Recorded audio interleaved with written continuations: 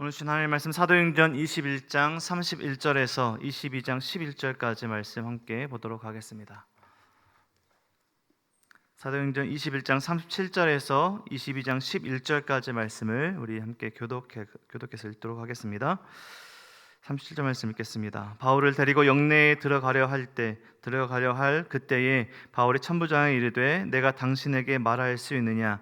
이르되 내가 헬라 말을 아느냐? 자기 4,000명을 거느리고 광야로 가던 애굽인이 바울이 이르되 나는 유대인이라 수업이 아닌 길리기아 다소시의 시민이니 청컨대 백성에게 말하기를 허락하라 하니 허락하거늘 바울이 층대 위에 서서 백성의 손짓하여 매우 조용히 한 후 히브리 말로 말하니라. 부형들아, 내가 지금 여러분 앞에서 변명하는 말을 들으라. 말함을 듣고 더욱 조용한지라. 이르되 나는 유대인으로 길리기아 다소에서 났고 이 성에 자라 가말리엘의 문화에서 우리 조상들의 율법에 엄한 교훈을 받았고 오늘 너희 모든 사람처럼 하나님께 대하여 열심히 있는 자라.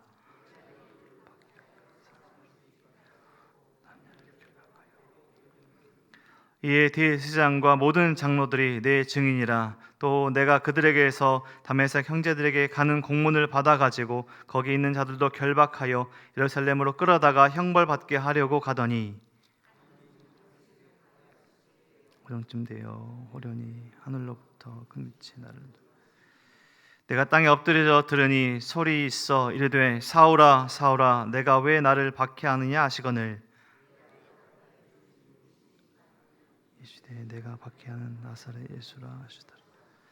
너와 함께 있는 사람들이 빛을 보면서도 나에게 말씀하시는 이의 소리는 듣지 못하더라. 내가 이르되 주님 무엇을 하리이까? 주께서 이르시되 회사 다메섹으로 내가 해야 할 모든 것을 거기서 누가 함께 읽겠습니다. 나는 그 빛의 광채로 말미암아 볼 수 없게 되었으므로 나 함께 있는 사람들의 손에 끌려 다메섹에 들어갔노라. 아멘. CBS나 CTS와 같은 기독교 방송 프로그램들 중에 간증 프로그램들이 있습니다. 우리가 잘 아는 알만한 사람들이 나와서 자신의 신앙의 여정을 이야기하는 간증하는 프로그램들이죠. 여러 모양의 삶의 이야기를 들을 수 있는데 모든 간증의 흐름들을 보면 예수님을 인격적으로 만나기 이전의 삶과 또 이후의 삶의 변한 삶의 이야기를 들을 수가 있습니다. 예수님을 만나기 이전에 방황하거나 아니면 때로는 세상적으로 잘 나가던 인생에서 복음으로 예수를 만나서 완전히 변화된 자신의 겸손한 삶을 들을 수 있습니다. 그렇게 변화된 삶을 모두 한결같이 더 이상 세상적인 가치관이 아니라 나 중심의 삶이 아니라 하나님 중심으로 또 복음으로 변화된 영원한 것을 소망하는 그러한 삶을 살아가려 한다는 것을 들을 수가 있습니다. 우리 성도님들은 어떠십니까? 예수를 만나기 이전의 삶이 있으십니까? 모태에서부터 신앙으로 태어나신 분도 계실 것이고 또 청년의 때 또 나이가 많이 들어 예수를 만난 분도 계실 것입니다. 우리 성도님들은 예수님을 인격적으로 만나기 이전의 삶의 모습을 이야기해 본다면 어떤 삶을 이야기해 보실 수 있으십니까? 또 예수님을 삶의 주인으로 인격적으로 만난 이후에 변화된 삶의 모습은 어떤 삶의 모습으로 살아가고 계십니까? 저는 보통 우리 성도님들을 교회에서 만나게 되었기 때문에 예수님 만나기 이전의 삶의 이야기들을 잘 모를 수가 있죠. 그래서 가끔 만나서 성도님들이 말씀해 주시는, 이야기해 주시는 예수님을 만나기 이전의 삶, 그게 좋은 삶은 아닐 수도 있겠죠. 그래서 이전의 삶의 말씀을 해 주실 때 놀랄 때가 있습니다. 예수님을 만나기 이전의 삶과 이후의 삶의 간격, 차이, 간극이 생기게 되는데 예수를 만난 이전의 삶과 이후의 삶의 그 간격이 큰 사람을 찾아본다면 아마 바울보다 큰 사람을 찾기는 힘들 것 같습니다. 바울은 오늘의 자신의 고백처럼 예수님을 믿는 사람들, 그냥 자신이 믿기만 하는 것이 아니라 예수를 믿는 사람들, 그 도를 따르는 사람들을 핍박하고 감옥에 가두고, 우리가 이전에 만나보았던 이런 스데반 집사님들 같은 믿는 사람들을 죽이는데 맨 앞에서 열심을 가지고 있었던 그런 일을 하던 사람이었습니다. 유대교 안에서도 열심히 있는 차세대 지도자였습니다. 당대 최고 랍비로 여겨지던 가말리엘 문화생이었고 또 세상적으로 앞길이 창창했던 유대교 안에 유대인 중에 유대인이 바로 바울이었습니다. 그랬던 그가 예수를 만나고 삶이 완전히 변화되었던 것입니다. 박해를 하던 자에서 박해를 받는 자가 되었던 것입니다. 어제 본문에서처럼 바울은 예루살렘에 와서 많은 사람들로부터 죽음의 위협을 받았습니다. 예루살렘에 오기 이전부터 바울은 예루살렘에 가면 여러 이방 지역들을, 여러 도시들을 방문했던 바울은 이제 자신이 예루살렘에 가면 어려움을 겪을 것을 이미 알고 있었습니다. 하나님께서 알려주셨기 때문입니다. 우리가 이전에 살펴보았던 20장 23절 말씀에서처럼 오직 성령이 각 성에서 내게 증언하여 결박과 환난이 나를 기다린다 하셨다. 바울이 여러 성을, 여러 도시를 다닐 때 하나님께서 계속해서 말씀하셨던 것은 바울이 예루살렘에 가면 결박과 환난이 기다린다, 이 말씀을 하셨다는 것이죠. 바울의 오늘의 환난은 우연히 갑자기 일어난 일이 아니라 이미 하나님께서 아셨고 바울도 아는, 자신이 예상하던 그림이었습니다. 이런 어려움을 알고도 바울은 예루살렘으로 올라갑니다. 자신이 받은 사명, 은혜의 복음을 증언하는 일을 마치려 하면은 자신의 생명조차 조금 더 귀하게 여기지 않겠다, 자신의 이 고백처럼 그런 삶을 실천하고 있습니다. 더 이상 세상의 성공을 쫓지 않고 예수 그리스도를 믿고 예수님을 전하는, 완벽하게 완전히 삶이 변한 그런 삶을 살아가고 있는 바울의 모습입니다. 예루살렘에 도착해서 야고보를 대표하는 예루살렘 교회 성도들에게는 환대를 받습니다. 여러 사람들을 만나게 됐죠. 반가운 사람들을 만났습니다. 그런데 바울이 다녔던 여러 도시들, 아시아로부터 왔던 유대인들로부터 인해서 오늘 본문 보면 환난을 당하고 있습니다. 계속해서 바울의 사역을 어렵게 했던 유대인들은 계속해서 따라다닙니다. 또 따라오고 예루살렘에 와서 사람들을 충동해서 이제 바울을 성 밖으로 끌고 나가 죽이려고 합니다. 지금 죽음의 위협 앞에 있습니다. 바울은 아마 그렇게 성 밖으로 끌려 나가면서, 그렇게 끌려 나가 돌에 맞아 죽은, 자신도 그 자리에 있었던 스데반 집사님이 아마 생각났을 것입니다. 그러한 위기 속에서, 그런 위기 순간에 바울은 자신의 동족 유대인들이 아니라 이방인 로마 군인들로부터 보호를 받게 되는 모습을 취하게 됩니다. 오늘 본문에서처럼 로마 군인들의 손에 끌려가며 천부장에게 자신은 반란을 일으킨 자객이 아니라 길리기아의 다소의 시민이다, 즉 로마 시민권자임을 밝히게 되고 헬라말로 이야기를 하면서 많은 사람들 앞에서, 자신을 죽이려고 했던 유대인들 앞에서 말할 기회를 찾습니다. 그리고 동족 유대인들에게 히브리어로 말을 합니다. 사도행전 7장 2절에서도 스데반 집사님도 부영들이여 말을 들으소서, 이렇게 말을 시작했는데요. 오늘 본문 22장 1절에서도 바울이 이렇게 시작합니다. 부영들아, 내가 지금 여러분 앞에서 변명하는 말을 들으라. 스데반 집사님과 똑같은 단어로 이렇게 유대인들에게 말을 전하고 있습니다. 우리에게 잘 익숙하지 않은 부영들아, 이런 표현들은 brother and fathers, 동족 유대인들에게 말하는 바울과 스데반 집사님의 표현입니다. 동족 유대인들 앞에 서 있습니다. 그런데 지금 눈앞에 있는 사람들은 자신을 죽이려고 하는 그러한 사람들입니다. 거의 죽을 뻔한 위협에서 벗어난 바울은 이 로마 군인 천부장의 보호를 받고 많은 어려움들을 피하고 보호받을 수 있는 그런 기회 가운데 다시 한번 그런 위기를 복음 전할 기회로 삼고 있습니다. 다시 한번 유대인들 앞에서 자신의 이야기를, 복음의 이야기를, 기회를 삼고 있는 것이죠. 자신이 누구인지, 또 어떻게 이 자리에 서 있는지, 결국 복음을, 또 예수님을 이야기하는 오늘의 본문입니다. 사도행전 전체에서 사울의 회심은 3번 언급이 됩니다. 9장에서 누가가 이 바울의 회심을 언급했고, 또 오늘 본문 22장에서 또 26장에서 언급이 되는데, 오늘 22장에서는 바울이 유대인들 앞에서 복음, 예수님을 만난 이야기를 하는 것이고, 나중에 26장에서는 이방인들에게 복음, 예수님의 이야기를 하는 것이죠. 앞에 있는 사람들에 따라서 사도 바울이 복음의 이야기를 하고 있습니다. 우리가 잘 아는 이야기입니다. 다메섹 도상이라는 표현을 하죠. 사울이 다메섹 도상, 다메섹으로 가는 그 길에서 만났던 예수님을 전하고 있습니다. 바울은 다메섹으로 갑니다. 왜 갔습니까?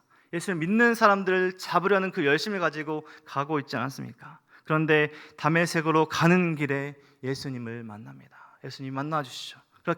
그리고 예수님께서 이렇게 이야기합니다. 오늘 보면 7절 말씀에서처럼 사울아 사울아 내가 왜 나를 박해하느냐. 사울이 박해하는 것은, 사울이 지금 잡으러 지금 향해 가는 것은 예수님이 아니었죠. 예수를 믿는 사람들, 성도들이었습니다. 그런데 예수님께서 이렇게 말씀하십니다. 사울아, 사울아, 왜 나를 박해하느냐.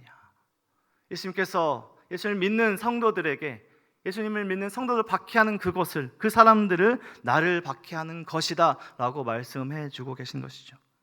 내가 왜 나를 박해하느냐라는 이 질문에 사울이 이렇게 응답하고 있습니다.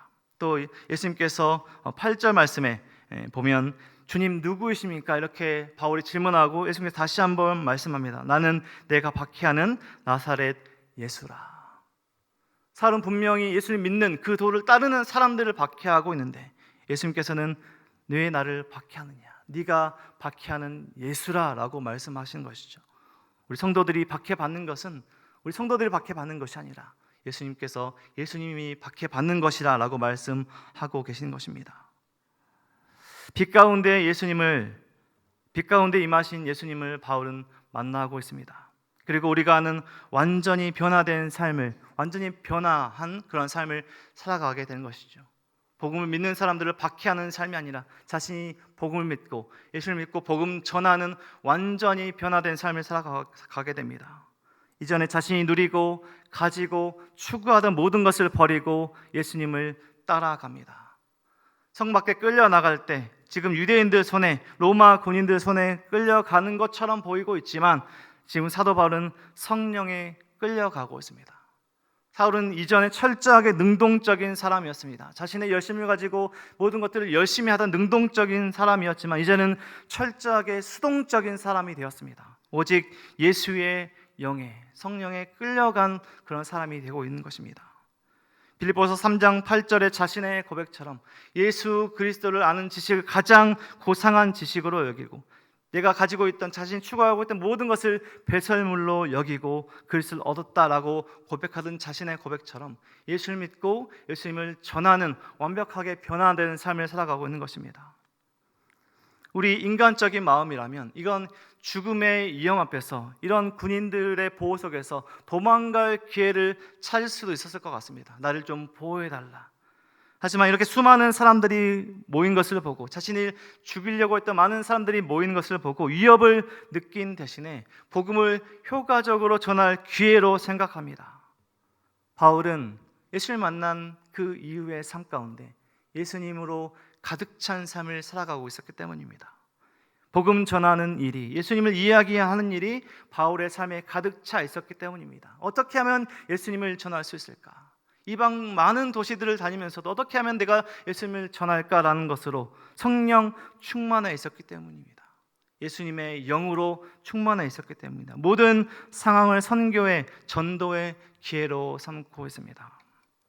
우리는 계속해서 사도 바울의 그런 여정을, 또 복음의 그런 전파되는 그 여정들을 보고 있습니다. 오늘 본문을 통해서 우리는 많은 것들을 생각해 볼 수 있을 것 같습니다. 어려움 속에서 복음을 전하고 있는 바울, 이전에 만났던 예수님을 전하고 있는 바울, 우리 성도님들은 무슨 생각과 어떤 마음으로 가득 차 계십니까? 무엇으로 충만해져 계십니까? 우리가 기회가 있을 때, 우리가 말할 기회가 있을 때, 사람들을 만날 때 우리는 무엇을 먼저 이야기하려고 합니까? 오늘 사도 바울이 자신의 삶을 간증으로 이야기하고 있습니다. 예수님 만나기 이전의 삶을 이야기하고 결국 예수님을 이야기하고 있습니다. 우리 성도님께서 간증할 기회가 있으시다면, 사람들 앞에서, 또 내가 사랑하는 사람에서 예수님에 대해서 이야기한다면 어떤 이야기를 하고 싶으십니까? 우리는 많은 생각 가운데 우리 삶이 성령 하나님, 또 예수님으로 가득 차야 할 점 있습니다. 우리 생각에 분노가 아니라, 돈이 아니라, 명예가 아니라, 성공이 가득 차 있는 우리의 삶이 아니라 예수님을 자랑하는 예수님으로 가득 찬 삶이 되어야 할 점 있습니다. 우리 성도님들의 삶과 그 모든 간증들이 또 다른 복음 전파의 기회가 돼요. 오늘 어려움 속에서도 복음 전하고 있는 바울처럼 우리 성도님도 기회가 있을 때, 또 우리가 만나는 사람들에게 복음을 이야기하는, 예수님을 이야기하는 성령 충만한 예수님으로 가득 찬 삶을 살아가시는 우리 모든 성도님들의 삶이 되시길 주님의 이름으로 간절히 축원드립니다. 기도하겠습니다. 하나님 감사합니다. 하나님의 은혜로 하나님을 예배하며 예수님의 삶의 주인으로 모시는 삶을 초청해 주셔서 너무나 감사합니다.